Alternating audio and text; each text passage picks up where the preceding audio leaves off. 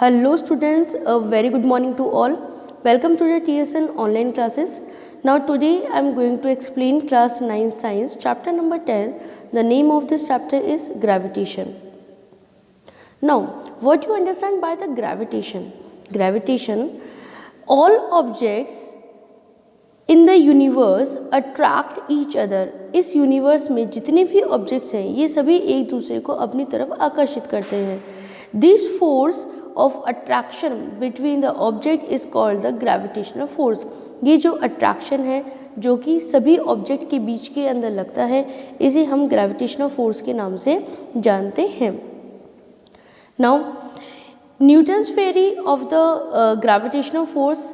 Every particles of matter in the universe attract every other particles with a force that is directly proportional to the product of the masses of the particles and the inversely proportional to the square of the distance between them. तो sir Isaac Newton ने हमें बताया कि ये जो gravitational force होता है वो कहाँ पे लगता है. इस यूनिवर्स में जितने भी पार्टिकल्स हैं उन सब के बीच के अंदर ये क्रिएट होता है. अच्छा, इसका वैल्यू क्या होता है? तो इन्होंने बताया कि it is directly proportional to the product of the masses. जो दो पार्टिकल्स के बीच की अगर हम लोग बात करते हैं तो उन दोनों पार्टिकल का जो मासेस होगा ये उसका डायरेक्टली प्रोपोर्शनल होगा उनके मल्टीप्लाई का. प्रोडक्ट दैट मीन्स उनके मल्टीप्लाई के बाद में जो आंसर हमें मिलता है तो उस प्रोडक्ट का डायरेक्टली प्रोपोर्शनल होगा और इन्वर्सली प्रोपोर्शनल होगा किसके, उनके बीच में जो डिस्टेंस है वो जो दोनों पार्टिकल्स हैं उनके बीच में कितना डिस्टेंस है ये उसके उस डिस्टेंस के स्क्वायर का इन्वर्सली प्रोपोर्शनल होगा. ठीक है, तो एक बार वापस से हम इसे देखते हैं कि क्या बताया उन्होंने बताया कि every other particle with a force that is the directly proportional to the product of the masses of the particles and the inversely proportional to the square of the distance between them. Now the next is gravitation is the force of the attraction between the two objects in the universe. ये तो हमें समझ में आ ही गया है. Next क्या बताया गया बेटे कि ग्रेविटेशन में be attracted of the object by the earth. ऐसा भी हो सकता है कि ये जो ग्रेविटेशन फोर्स के बारे में हम लोग स्टडी कर रहे हैं वो जो दो पार्टिकल्स हम लोगों ने लिए हैं जिनके बीच में ये क्रिएट हो रहा है तो वहाँ पर ऐसा हो सकता है कि कोई भी ऑब्जेक्ट जो है वो एंड द सेकंड जो है वो अर्थ, इन दोनों के बीच में भी वो फोर्स क्रिएट होता है. उसे भी हम लोग ग्रेविटेशन फोर्स के नाम से जानते हैं. For the example, if a body is dropped from a certain height is falls downwards due to earth gravity. यदि हम किसी भी ऑब्जेक्ट को ऊपर की तरफ से फेंकते हैं तो क्या होता है, नीचे की तरफ जाता है. तो नीचे क्या है, अर्थ है और ऊपर क्या है, वो ऑब्जेक्ट है. तो वो जो ऑब्जेक्ट है नीचे की तरफ जा रहा है दैट मीन्स कि अर्थ जो है वो उसे अपनी तरफ अट्रैक्ट कर रही है. तो वहाँ पर ये जो ग्रेविटेशनल फोर्स है वो क्रिएट हो रहा है.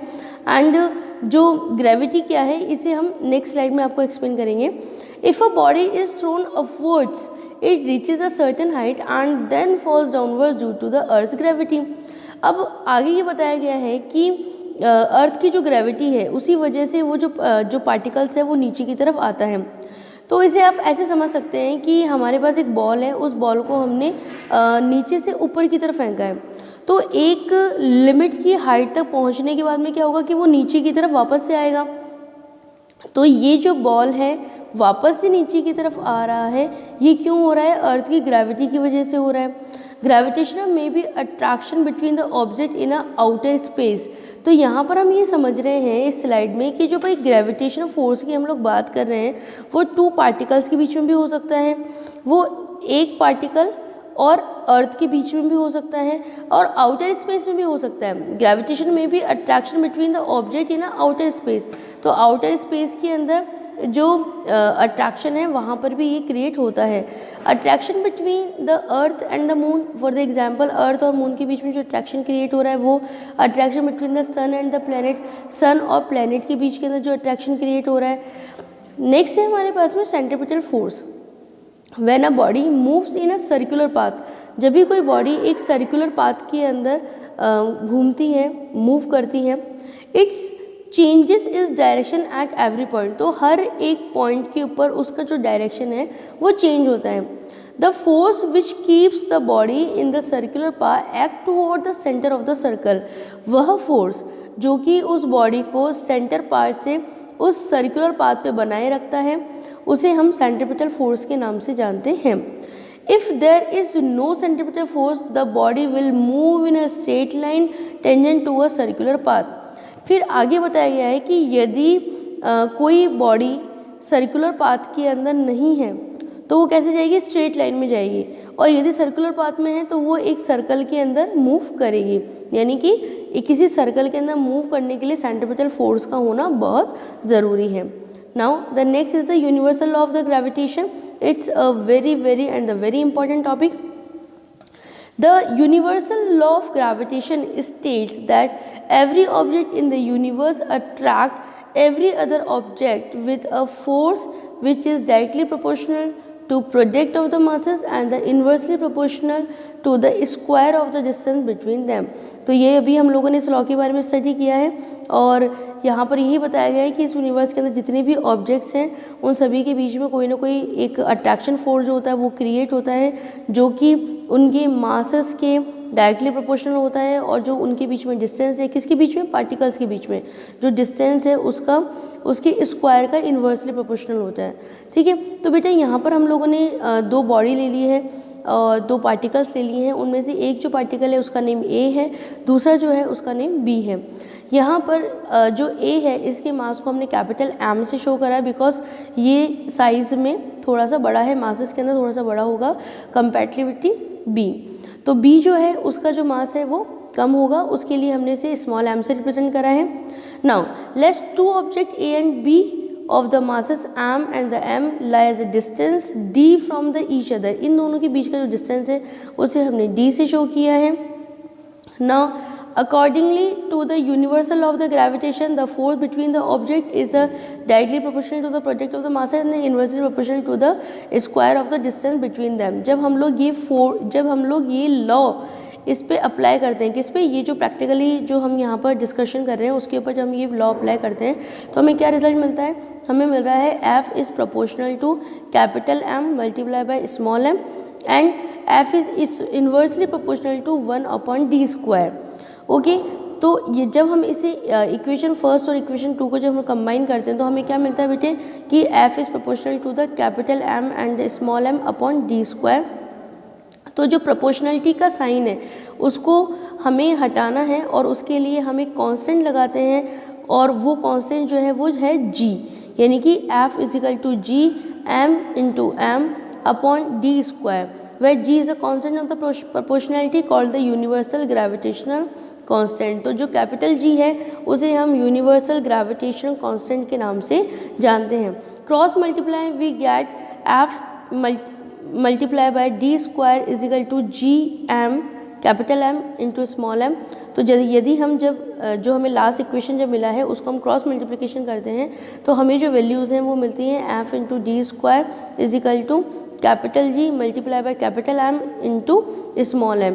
और जब हम G की वैल्यू निकालना चाहते हैं तो G को हम एक तरफ ले लेंगे, वन साइड में ले लेंगे, और राइट हैंड साइड पे लेने के बाद में हमें जितनी भी वैल्यूज हैं उनको हम लेफ्ट हैंड साइड में लेके जाते हैं तो हमें क्या मिलता है F multiply by d square upon capital M into small m। The SI unit of the G is nm square kilogram minus and its value is 6.673 into 10 to power minus 11 newton metre square kilogram minus 2। ठीक है, तो यदि हम जब G की value निकालते हैं, हम ऐसा यूनिट यदि जब इसकी निकालते हैं तो G की वैल्यू हमारे पास में क्या आती है 6.673 into 10 to power minus 11 newton metre square kilogram minus 2। और इसे आपको याद रखना है बिकॉज जब हम लोग न्यूमेरिकल्स करेंगे तो वहाँ पर ये वैल्यूज़ हमारे लिए बहुत काम में आती हैं। Now the next topic is the free fall. What you understand by the free fall? Now the answer is the earth attract object towards is due to the gravitational force. कोई जो अर्थ है वो किसी भी ऑब्जेक्ट को, किसी particle को, किसी भी बॉडी को अपनी तरफ आकर्षित करती है जिसे कि हम लोग ग्रेविटेशनल फोर्स के नाम से जानते हैं। Now, when an object falls towards the earth due to the earth gravitational force, it is called the free fall। जब कोई भी ऑब्जेक्ट अर्थ की तरफ जो गिर रहा है, अर्थ की तरफ जा रहा है और उसके ऊपर यदि कोई और फोर्स वर्क नहीं कर रहा है तो इस तरह की फोर्स को हम लोग क्या कहते हैं, फ्री फॉल कहते हैं ना। यानी कि object falls toward the earth due to the earth gravitational force, केवल और केवल उस पर ग्रेविटेशनल फोर्स ही वर्क कर रहा है। कोई ऑब्जेक्ट है जो कि ऊपर से नीचे की तरफ जा रहा है और उसके ऊपर कोई भी अदर फोर्स जो है वो वर्क नहीं कर रहा, केवल और केवल ग्रेविटेशनल फोर्स ही वर्क कर रहा है, तो उसे हम फ्री फॉल कहते हैं। When an object falls towards the earth, there is a change in acceleration due to the gravitational force of the earth. और जब ऐसा होता है तो उसकी एक्सलेशन में चेंजेस आते हैं, किसकी वजह से, केवल और केवल ग्रेविटेशनल फोर्स की वजह से। So this acceleration is called the acceleration due to gravity. तो इस तरह का जो एक्सलेशन जो है उसे हम एक्सलेशन ड्यू टू ग्रेविटी के नाम से जानते हैं। तो यदि आपके पास में क्वेश्चन इस तरीके से पुटअप होता है, what to understand by the acceleration due to gravity, that means कि if objects is falls towards the earth due to the earth gravitational force, it's escalation is continuously changes due to the gravitational force and this escalation is called the escalation due to gravity. Now the escalation due to gravity is denoted by small g. तो ये जो escalation due to gravity है उसे हम small g से represent करते हैं। The unit of g is same as the unit of the escalation ms minus 2 from the second law of the motion, force of the product of the mass and the escalation f is equal to m into a, and for free fall force is the product of the masses and the escalation due to the gravity, then f is equal to m into g and mg is equal to capital G multiply by capital M upon small into small m and d square। तो जो g का जो value है वो हमारे पास में इस तरीके से आ जाएगा। हम g का जो वैल्यू है वो कैपिटल M जो मास बॉडी का जो मास होगा कि कौन सा वाला जो a हमने लिया था जिसमें ग्रेटर है वैल्यू, तो वो is multiply by the smaller mass and upon d square करेंगे। Now small g is equal to capital G capital M upon d square when m is the mass of the object, और इस तरीके से हमें जो value है वो निकल जाती है। तो जिस तरीके से हमने कैपिटल G का वैल्यू बताया है ना, तो कैपिटल G का वैल्यू हमारे पास में क्या आया था बेटे, यस कैपिटल G का वैल्यू अभी हम लोगों ने लास्ट स्लाइड में देखा ना 6.6 करके था 10⁻⁻11 में। तो इसी तरीके से जो ग्रेविटी है यानी स्मॉल g से हम जिसे रिप्रेजेंट कर रहे हैं उसका भी एक स्टैंडर्ड वैल्यू है, तो वो क्या है 9.8 मीटर ms-2। तो इस तरीके से हमें कैपिटल G और स्मॉल g का जो वैल्यू है वो हमें याद रखना होगा। Now the next topic is mass. What to understand by the mass? The mass of a body is the measure of its inertia. किसी भी बॉडी का जो मास होता है वो उसकी इनर्शिया से निकाला जाता है। If the mass of the body is more it's inertia is more. यदि किसी बॉडी का मास जो होगा वो ग्रेटर होगा, वो ज़्यादा होगा, तो जो इनर्शिया होगा उसकी वैल्यू भी ज़्यादा ही होगी। The mass of the body is constant and does not change from place to place. The SI unit of mass is kilogram. किसी भी बॉडी का जो मास होता है वो कॉन्स्टेंट होता है किसी भी जगह पर, यानी कि हम चाहे हिल स्टेशन चले जाएं, हम चाहे साउथ में चले जाएं, कहीं भी माउंटेन एरिया में चले जाएं, या हम किसी प्लेट्यूज पे चले जाएं, या हम किसी मैदानी भाग में चले जाएं, तो सब जगह पे जो वैल्यू होगा, मास जो होगा वो कांस्टेंट ही होता है, एरिया के अकॉर्डिंग चेंज नहीं होता, कांस्टेंट ही होता है। From place to place the SI unit of the mass is kilogram. जो मास है उसकी एसआई यूनिट क्या होती है, किलोग्राम होती है। Now the weight of a body, next topic is a weight. The weight of a body is the force with which the earth attract the body.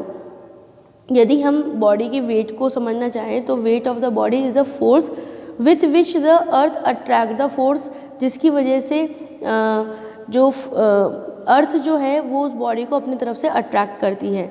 The force with which a body is attracted by the earth depend on the mass and acceleration due to gravity. So F is equal to m into g. Since weight of a body is the force with which the earth attract the body, then W is equal to m into g. Since g at a place is a constant, W is proportional to small m, the weight of a body change from place to place. अब आपको ये ध्यान रखना है बेटे, इस majorly difference between the mass and the weight, कि mass जो होता है वो प्लेस टू प्लेस कांस्टेंट है, चेंज नहीं होगा, लेकिन वेट जो है वो प्लेस टू प्लेस चेंज होता जाता है ना। इसे हम एक ब्रीफली मैं इसको एक्सप्लेन करूँगी आगे जो भी पार्ट बनेगा हमारा उसमें। The SI unit of weight is the same as force newton. यदि हम ऐसा यूनिट बताएं वेट की तो वो सेम होगी, और वो कितनी होती है, न्यूटन के अंदर हम उसे काउंट करते हैं और रिप्रेजेंट करते हैं कैपिटल एन से। So the first part of this chapter is completed. Thank you very much students.